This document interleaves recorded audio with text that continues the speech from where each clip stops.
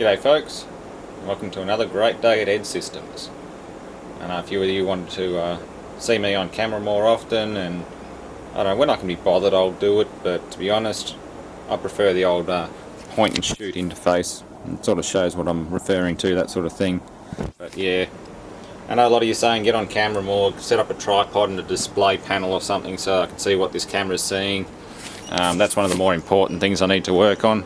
Probably use this crappy little TV as a display input monitor. I just got to find the cable for this camera. I don't know where it is, but there is a proper input cable for it. Oh, sorry, output cable for a monitoring station or whatever you want to use. So yeah, we're going to work on that in future. Someone else suggested voice acting and a bit more comedy, that sort of stuff, but I'm generally a pretty serious guy, so don't expect too much voice acting or craziness. Then it just turns into another silly TV show, really, if I start putting on an act for every video. I'm guessing a lot of you are here because I'm pretty straight to the point, and I've heard that recently in a lot of comments. They like the seriousness and detail of a lot of my equipment autopsies and things like that. There's no stupid smash it up to autopsy it kind of stuff, apart from, I don't know, tearing that Acer laptop apart. I pretty much just ripped that thing to bits, but again, there was enough detail in it to keep people happy. So yeah, not a lot else been happening. Been down to the junkyard today, a bit of messing around, borrowed the trailer, got me a little baby car home, that little Ford Festiva. Drives alright, needs drive shafts and other bits and pieces like that. Not going to go back on road again. It's officially sold and purchased as scrap metal, so it has to have a certificate of destruction issued for it if it ever comes off the road again. Like chisel the VIN number plates off and send them off, or write all the numbers and things down when it goes to Smorgon Steel or whoever takes it. But yeah, that's good. Washing machine video is going pretty good. Big thanks to Grant Imahara, I believe it is, from Mythbusters, for tweeting that one on his Twitter channel. That was quite impressive. I actually had to sign up to Twitter just to believe it, because I heard someone posted Grant sent me here. I'm thinking, hang on, who's Grant? Is that a website? And then said someone sent me a private message saying Grant Imahara tweeted it from Mythbusters, and it's like, okay, that's kind of serious. So yeah, as you can see, Samsung TV is quite happy. I replaced a couple of caps in it, but I'm still waiting on MOSFETs and other bits and pieces. I'm having trouble identifying them, but this thing is not acting up at all now. Still smells like cigarette smoke, which is a bit of a shame. The more I use it, the more it seems to deplete, and the more I clean it, it's really hard to get off. Acetone gets it off, but acetone would also attack the plastic layer over the glass panel, the outer panel anyway.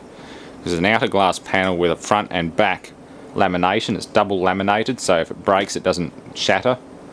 And it's also got it's like a diffusion and electrostatic absorption layer on it, so you can't really touch it too much. Definitely can't clean the inside. If you start doing that, you get smudges and things everywhere.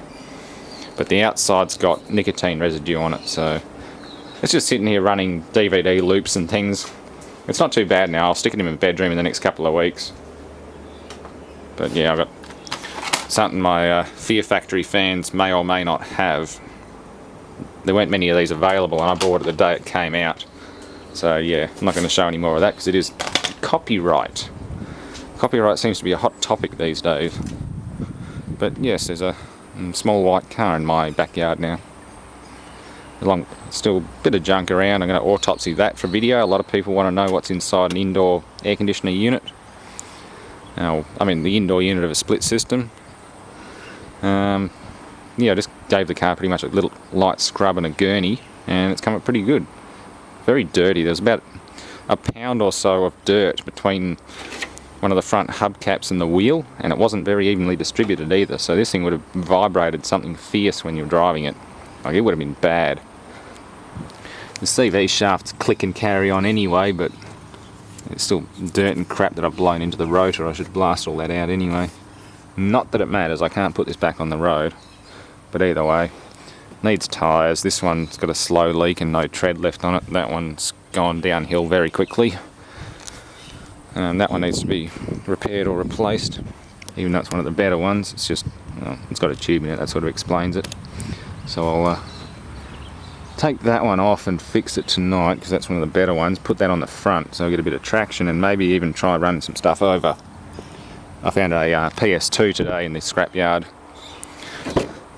Not much left of it, but any old PS2 that's worthy of being carred to death is better than nothing. Hell, I Range Rovered the Xbox 360 to death, and as you can tell, I'm not much of a console fan. Consoles can go to hell. They're way outdated now.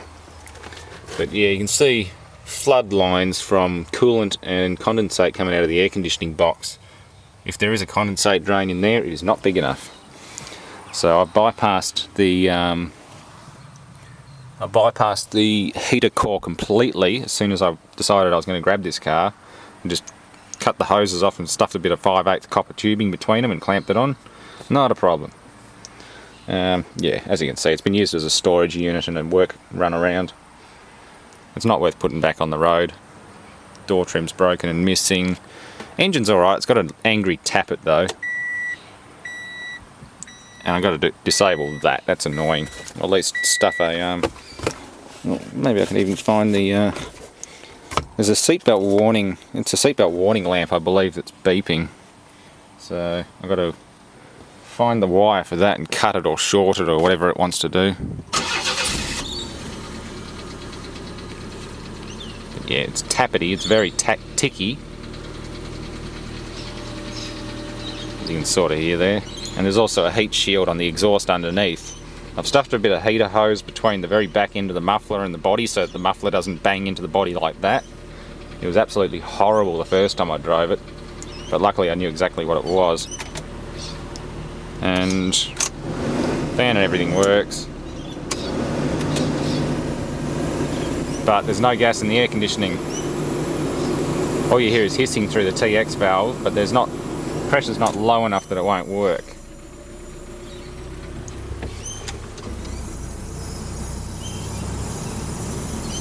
You get a tiny bit of liquid through, but really not much. And unfortunately the Nissan Pintara that I wanted to evacuate the gas out of into this one was getting flattened as I got to the scrapyard.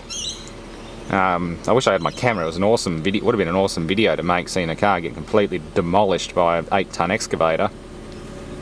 I almost jumped when he nudged one of the front tyres and it exploded like a bloody gunshot. I know it's fun popping tyres with the excavator, but I've never heard one go make such an incredible crack. Like, I don't know how much pressure they put in that, but it was dangerously high. So every time I go down the yard, I should bring my camera, because chances are something cool is going to happen when I don't have my camera, as is the way.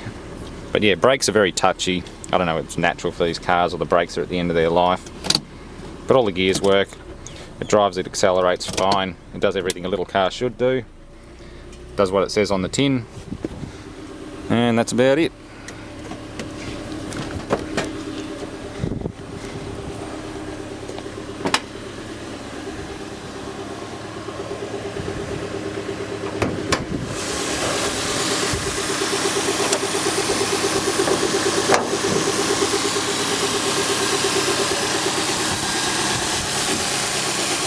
Sounds like an alternator or something's wobbling.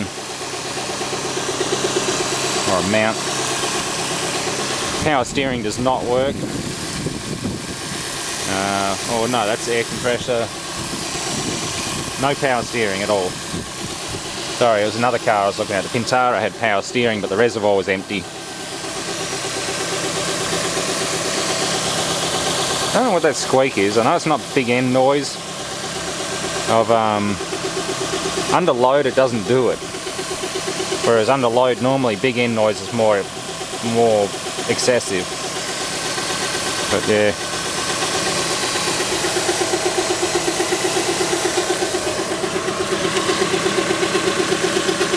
It is very oily and nasty down there.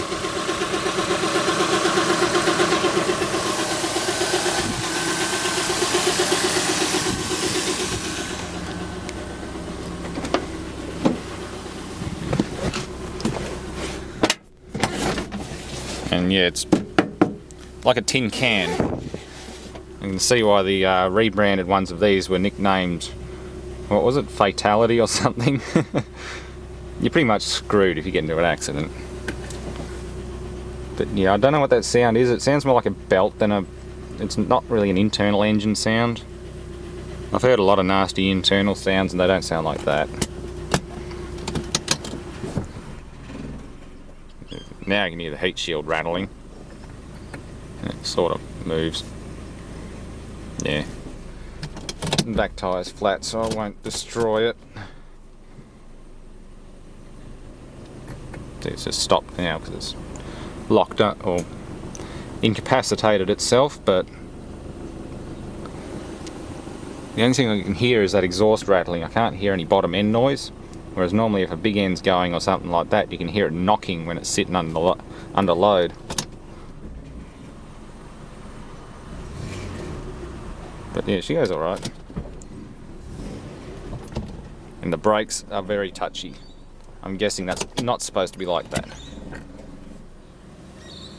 But yeah, neat little package. What else can I say? It's a generic front wheel drive car. There's really nothing to it. But we'll find something fun to do with it anyway. At the moment it can sort of occupy my yard. It's sort of like a pet. It just hangs around and does very little. And consumes fuel. Just like most of my projects and things. They move around from time to time. They consume a lot of fuel and energy and power.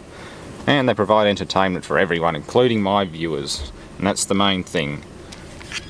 Because at Ed Systems, we care about our viewers. And I try and give as much variety of things as possible, rather than sticking to a strict set of guidelines or strict set of videos. I'm not just going to do dedicated air conditioning videos, blowing stuff up videos and that sort of stuff. I'm definitely not going to make another channel or segregate everything. But, well, hey, I'm not going to change my channel since, well, when I made it. Nothing has changed on this channel since I made it, apart from popularity, more variety, and a better camera. And no, I'm not going to go out and spend $2,000 on a brand new computer just so that I can edit my videos properly. I don't believe it's even an editing problem. I can play these on other PCs and it's fine. This video will upload fine because it's a raw camera file. It's one piece of 12 minutes and 30 seconds. And the funny thing is, if I run this through any of my software, its size will probably quadruple. And the quality won't be any better. It'll probably go down in quality. So if I had a editor which was light on system requirements, but could compress and edit all these files in their original MT2S or whatever it is format, the AVC HD format, the file size would be quite small and the quality would be stunning. But I don't know. Just have to keep tinkering with stuff, keep playing with more editing software. And that's what this thing's missing, is music. It does have cup holders though, that's always handy. Alright, I've rambled on enough. I know I can upload big videos if I do single shoots like this, but I can't upload videos if I compile them all together as one single piece from multiple files. So, yeah, what else can I say? Thanks for watching.